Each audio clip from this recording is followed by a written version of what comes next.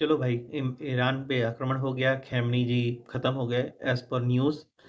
लेकिन मेरे को जो लगता है, मेरा जो मानना है, जितना मुझे जियोपॉलिटिक्स समझ में आती है कि जिस तरह गद्दाफ़ी के काफ़ी डबल रोल थे और सद्दाम हुसैन के, खैमनी जैसे सुप्रीम पावर ईरान के, उन्होंने भी अपना वो डुप्लिकेट जो बना के रखा होगा।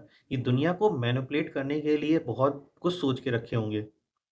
ये इतनी जल्दी से इतना ईज़िली एक रिहायशी जहाँ पे बंकर उनके पास बड़े-बड़े बंकर थे, तो बंकर छोड़ के वो रिहायशी इलाके में रहने के लिए नहीं जाएगा। मेरा जो मुझे लगता है, हो सकता है कि मैं गलत हूँ, लेकिन हाँ, जो ये कन्फर्म है कि ये काफ़ी क्योंकि अभी भी रिटेलिएशन का अटैक हो रहा है और ईरान अटैक कर रहा है, तो इसका कारण ये भी हो सकता है कि अभी वो ज़िंदा हो और कहीं बंकर से ऑपरेट हो रहा हो। और वो डीप बंकर और ये भी याद रखना कि ये ईरान के पास न्यूक्लियर बम आ चुका था। उन्होंने रिचमेंट उनकी काफ़ी ज़्यादा उन्होंने केवल अपनी रिप्लेस कर लिया था। हाँ, अब जो होगा, दुनिया अब जो देखेगी ना, वो अलग तरह का एक कॉन्फ्लिक्ट देखेगी। कल या परसों 1 हफ्ते बाद से इंडिया के तेल महँगे हो जाएँगे, खाने-पीने की चीज़ इंडिया में महँगी हो जाएगी, बांग्लादेश और श्रीलंका की वॉट लग चुकी होगी और पाकिस्तान तो वैसे कटोरा लेके भई भीख माँगेगा, इसमें कोई शक नहीं है। लेकिन हाँ, अमेरिका से जो-जो टक्कर लेने की कोशिश किया, अमेरिका के डॉलर को जो-जो रिप्लेस करने की कोशिश की, उन सबको देशों को उड़ाता चला गया।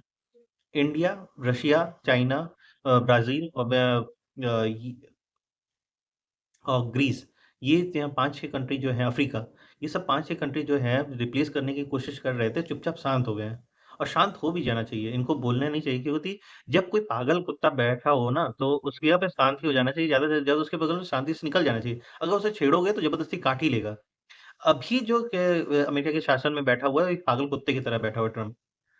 इसी में कोई दो राय नहीं है। पागल कुत्ते की तरह है, वो जब भी अगर कुछ बोलेगा या कोई करेगा तो काट लेगा। वो अपना न सिर्फ़ अपनी प पॉलिटिक्स और लोग जो कह रहे हैं ना कि इंडिया की पॉलिटिक्स जियोपॉलिटिक्स में ख स्थिति खराब है। भाई इंडिया की जियोपॉलिटिक्स में स्थिति बहुत सही है। इंडिया बहुत ही सेफ हैंड में है और हम लोग बहुत सेफ हैं। नहीं तो अभी हम लोग पाकिस्तान से युद्ध लड़ रहे होते या बांग्लादेश से युद्ध लड़ रहे होते या श्रीलंका से नेपाल से लड़ रहे होते या चाइना से चाइना इंडो वॉर हो रहा होता। शांत है, सही है। वॉर में जाने पे कोई भी सही नहीं रहेगा, वॉर में जाने पे हालत ख़राब हो जाएगी।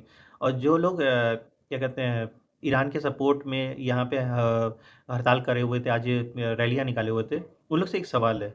सवाल ये है कि लखनऊ में आपने हड़ताल वो करी हुई थी क्या कहते हैं रैली निकाली हुई थी। एक बात तो बताइए, पाकिस्तान जैसा मुस्लिम कंट्री, उसके बेस से उड़ा था ड्रोन। इज़राइल का, जो इज़राइल को मानता तक नहीं देता और ये अमेरिकन और इज़राइल के ड्रोन जो उड़े थे ईरान में जो बम गिराने के लिए, वो पाकिस्तान का बेस यूज़ करके उड़ा था।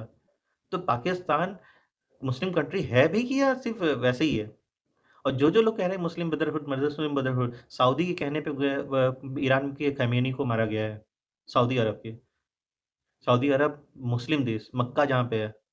अब आप सोच के सोचो कि कौन है, मुस्लिम का सपोर्टर कौन है? आप जिसके लिए बैठ के रो रहे हो, वह असलियत में उसी को मरवाने वाला जहाँ पे आपका मेन मज़ार आपकी मेन आपका सबसे बड़ा होलीस्ट स्पॉट है। इस कॉन्फ्लिक्ट को समझना इतना आसान नहीं है। दुनिया सिर्फ़ और सिर्फ़ राजनीति पे चल रही है, राजनीति और पावर पे।